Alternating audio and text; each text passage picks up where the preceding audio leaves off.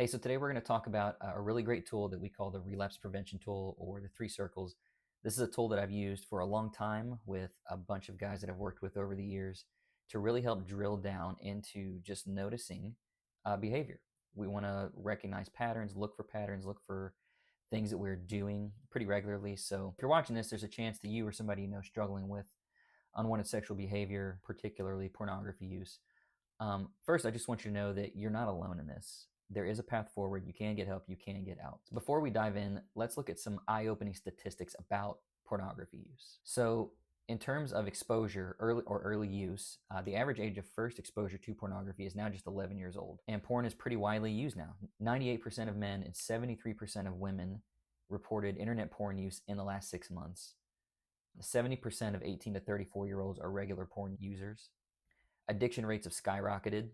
It's estimated that 5 to 8% of all adults may have some form of problematic porn use or an addiction. And this isn't just happening in isolation like we've talked about. It's not just affecting you, and it's not harmless. It has an impact on relationships. 50% of all divorce cases, 56% of divorce cases in the United States involved one party having an obsessive interest in pornography use or websites. 40% of individuals who use porn report losing a serious relationship as a result of it. Regular pornography use is associated with more depressive symptoms, lower quality of life, poor mental health. This isn't just this thing that's done in isolation that doesn't bother anybody. It's deeply affecting us as individuals, as a culture, and as a society. The numbers paint a clear picture here. Pornography use is widespread and its effects are significant. But remember, statistics don't define you. They're simply to show you that if you're struggling, you're not by yourself. You're not alone in this. And so because of that, there's a real need for tools to help. That's why I do what I do. So that's what we're going to discuss today. We're going to discuss one of those tools that's been really helpful to me. It's been really helpful to a lot of guys that I've worked with. This tool is designed to help you understand your behavior patterns, recognize your triggers, and make choices that align with your faith and your values. It's not about shame. It's not about guilt.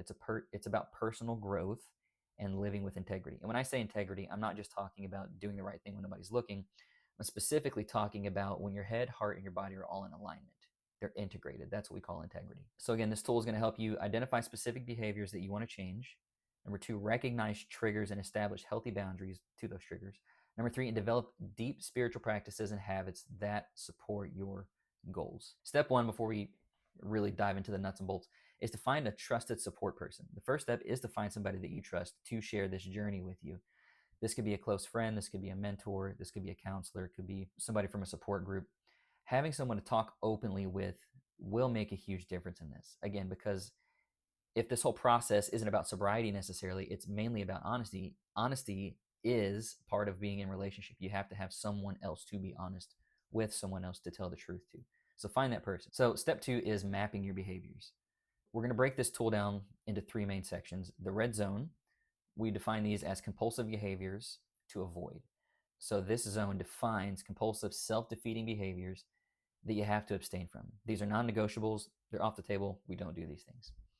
Be honest with yourself about what belongs here. The more honest you are, the more open you are with this, the more it's going to help. You can't be trying to go through this and protect some sort of image or have people or yourself think better of you because it just won't work. So some common examples include viewing pornography of any kind in any form, masturbation, especially when using it as a coping mechanism, engaging in sexual fantasies. So you may not be actively viewing porn, but you know, up here in your mind, you're just going to town. Sexting or explicit online chats, visiting adult entertainment venues, using escort services, or engaging in any other forms of paid sexual activities, massage parlors, things like that. And really any sexual activity that is going to violate your personal values or commitments. And remember, what goes in the red zone can be very personal and may vary based on your specific struggles and values. So keep that in mind. But the key is to be clear and specific about the behaviors you're committing to avoid. Because again, the more honest, the more straightforward, the more direct you are with this, the more it's going to help you. Next is going to be the yellow zone. And this is about warning signs and triggers. And this is the place where you probably are going to spend the most time drilling into. This is about recognizing the signs that you might be heading toward a relapse. So it's crucial to identify the people, the places, and situations and things you must avoid because they can trigger you. So consider these for a moment. People, are there certain individuals or types of interactions that tend to lead you astray in those moments. This could include an old friend associated with past behaviors, or even social media influencers. Think about people that you are interacting with or crossing paths with in the normal day-to-day going on of life. So is there someone at a coffee shop that you stop by in the mornings? Is there a coworker? Is there who are the people that trip you up? It's important to know that. Next are places. Are there specific locations where you're more likely to slip up and relapse? So think about where you have done those things in the past. Is it a certain room in your house? Is it a certain room at your office? Is it a car? Is it someplace else? That's like, the best thing you can do is to just be honest and write that down, because we want to be able to recognize those things before they become problems.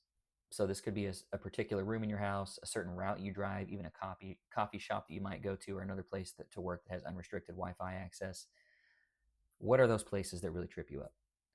Next is times. Are there particular times when you feel more vulnerable? Is it when you first wake up in the morning? Is it right before you go to bed at night? This could include staying up too late, periods of stress. Are there particularly stressful times during the day when you really hit that moment? You're like, oh gosh, I just need to escape for a minute. Specific days of the week, even thinking about your schedule, your weekly schedule, what's going on, who you're around, who you're with. Think about technology for a moment. Do certain apps, websites, or devices present challenges for you? Be specific about which platforms or types of content are causing problems. That doesn't mean that we have to swear off of social media totally, but it's worth noting, okay, am I just messing up with Instagram? Am I just messing up with Facebook? Is it just TikTok? What are the specific apps? What are the specific websites? A common thing that I run across is guys often aren't looking for things, but if they are, just in a normal part of their day watching a YouTube video or something, and an ad shows up that's talking about something sexually explicit. So maybe it's not even showing anything particularly bad image-wise, but it's talking about ED and a medication that solves ED. But there's a whole lot of sexually explicit content or talk in that video. Things like that, if you're not aware that could happen and you're not paying attention, that can hit you and that can totally derail you. So think about things like that. Be specific. Now think about situations. Pay attention to circumstances that make you vulnerable.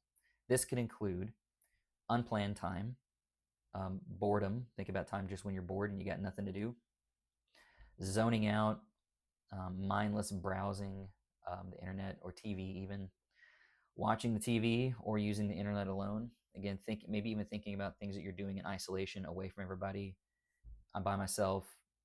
I don't have to be accountable for this time. Notice even when you're feeling stressed or when you're anxious. Maybe when you're feeling some depression. Think about like relational stuff after an argument, or maybe somebody disappointed you at some point during the day, and you're just sort of sulking in that all day, and you're just not aware that that's what's sort of driving some irritation in you. And this is possible too, even when like celebrating or rewarding yourself. Like sometimes you think, well, if I go a week, okay, well then I can give in. If I go 2 weeks, if I go 6 months, then I can give in and have this moment where I can sort of treat myself to this. Are you doing that? We gotta notice those things. Again, the more specific you can be about your triggers, the better prepared you will be to make different choices when we encounter those. But we have to be specific and honest and direct about what those things are. So the last zone is the green zone, and this is just what we call healthy habits. And in this space, we're going to focus on this acronym that we use. It's called SEEDS. It stands for spiritual or social connection, education, exercise, diet, and sleep. So spiritual practices, things like prayer, meditation, anything else that might ground you in your faith or your connection to God. And we also say social connection because, Lord willing, you're in community with other believers in Christ who have the Holy Spirit living in them. So when we interact with other believers, it's not just this other person. We're also interacting with the Spirit of Christ who is in that person.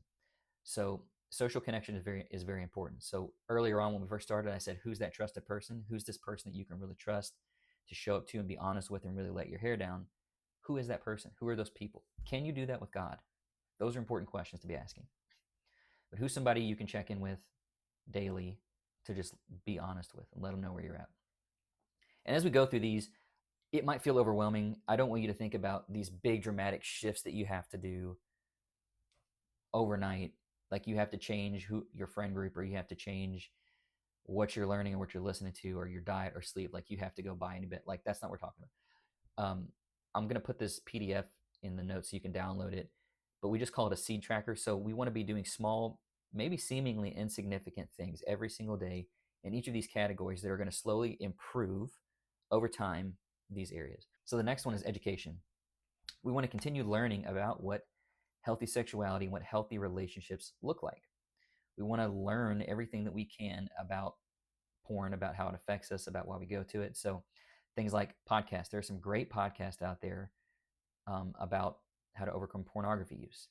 There are some great YouTube videos. You're watching one right now that can really help you address some things and give you some tools. I can recommend books all day long. Some of my favorite books are Jay Stringer's Unwanted, Sexual Character by Marva Dawn, The Psychology of Porn by Andrew Bauman. We're in this space where we're always educating ourselves on the thing. So we're not forgetting about the impact it's having. We're learning new things about it because that's going to help set us up for success moving forward. The next thing is exercise. You have to move your body. Regular physical activity to improve your overall well-being. So again, I'm not saying go join a gym membership tomorrow, but if you want to do that, great. But if not, find little small ways that you can engage your body every day. So if you sit at a desk all day, maybe that's you set a timer on your phone or your watch that you get up. I think an Apple Watch probably already does that. But you get up several times during the day, take a walk, get up from your chair, walk around your office, walk outside, take a walk around the block, something to get up and move your body physically. Next is diet. We want to make small, sustainable improvements in your nutrition of what you're consuming every day. Again, I'm not saying start a diet, though if you want to do that, you need to do that. Great, go do that. But maybe it's something like, normally I eat out for lunch. Today I'm going to pack my lunch because I know I can do that and be a little more healthy. Or, if you normally are having sodas every meal, maybe you pick a meal that day and you don't have a soda with that meal. Maybe you start taking a water bottle to work with you and you're just intentional about drinking more water every day. Little things that are helpful to improve that. And then the last category is sleep. We want to prioritize good sleep habits. This is great for your mental health. It's great for your physical health. It's going to help you stay well rested and not put you in a stress state later on in the day where you feel like you're sort of trying to catch up, because that might be one of your trigger points. If you didn't get enough sleep and you're exhausted when you first get up in the morning and you carry that exhaustion through lunch, coffee's not quite doing it, that could be a trigger point for you. So prioritize good sleep. Again, nothing complicated or big or dramatic. I'm not saying you have to go buy a big new smart bed or something crazy. Maybe you are intentional to go to bed 10 to 15 minutes earlier this week. Maybe you get blackout curtains. Maybe you change up your evening habits. So after dinner, maybe you're done eating around 7 or 7:30 and you don't eat anything else, no snacks before bedtime. That will disrupt your sleep. You stop drinking water immediately before bedtime, so you don't have to get up and go to the bathroom in the middle of the night. Little things like that. What are small, seemingly insignificant things that you can do to better yourself in each of these categories? Okay, so now that we've gone through that, the next thing that we really want to do is implement this plan so we can grow. So once you filled out your tool, share it with your support person or this trusted person. Use it as a daily guide. Don't just write this, throw it away, or put it in a drawer somewhere and forget about it. Make conscious choices to move toward these things. When you notice yourself in the yellow zone, it's time to pivot. Engage one of your green zone activities. What I want to do now is I want to take you through a practical example. And this is, I've changed the names and situations, obviously, but these are some things that I've walked through with people before. I think it would be helpful to get real practical about what we might be looking for.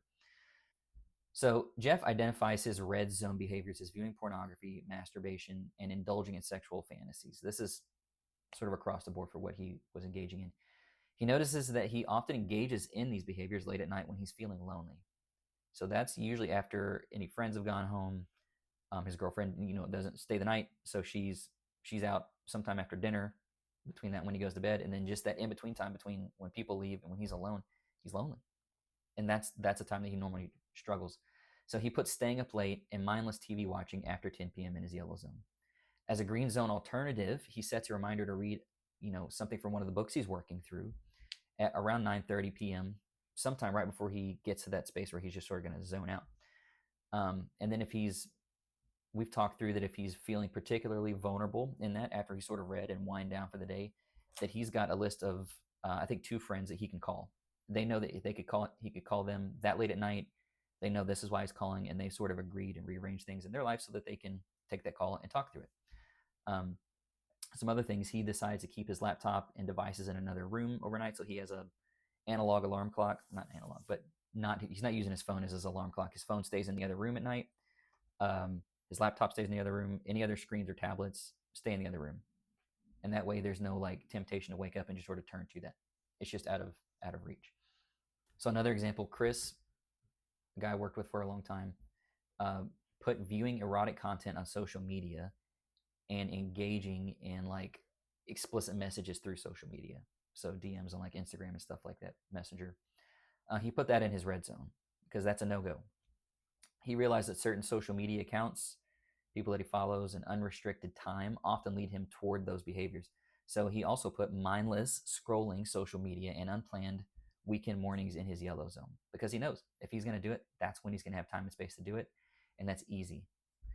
So his green zone alternative is to include journaling about the things that he's grateful for, going on a walk when he feels the urge to scroll because he's got space to do that, and planning specific activities for weekend mornings like a workout class or meeting up with friends for brunch or something. Just again, just to get out of the house. He's moving his body. He's not just sort of laying in that space and just sort of waiting for things to happen. He's proactive. That's important that you see that. It's important to be proactive and stay on top of these things. So in conclusion, what I want you to see from this is that you can move forward. There is hope. Remember, change is a process, not an event. You have to be patient with yourself as you are filling out this tool and as you are sort of and as you're moving forward, noticing your behaviors. You are rewiring deeply ingrained patterns, and that takes time and persistence. The power of this tool lies in its ability to help you make conscious choices. It creates the space between impulse and action, and it gives you the opportunity to respond in a way that aligns with what you value, right? As you consistently choose healthier behaviors, you'll find your capacity for making good decisions to grow. So we say between the trigger and the reaction lies the response. We often believe that if I'm being triggered, that means I got to do this. That's not true. You have to remember you always have a choice. So how do we pry those things apart, create some space, and go, okay, I'm being triggered right now. This is what I would typically do, but there's all this beautiful space in between. Why don't I choose something else today? Remember, you're not defined by your struggles. You're on a journey of growth and self-improvement, and this tool is here to support you every step of the way, each of the categories we've talked about. We say stay with it. And by that, I mean keep showing up, keep being honest with yourself, keep being honest with the people in your lives, those people that you trust, your support system, and keep moving forward, even when you don't feel like it. So that's it. If you have questions, let me know. I'm happy to help and talk through this with you. Thanks for watching. Don't forget to download the PDF of this if you haven't grabbed that yet. I've also got the PDF for the Siege Tracker. You can grab that too. Remember, change is possible. You're not alone in this journey. So take care. I'll see you in the next video.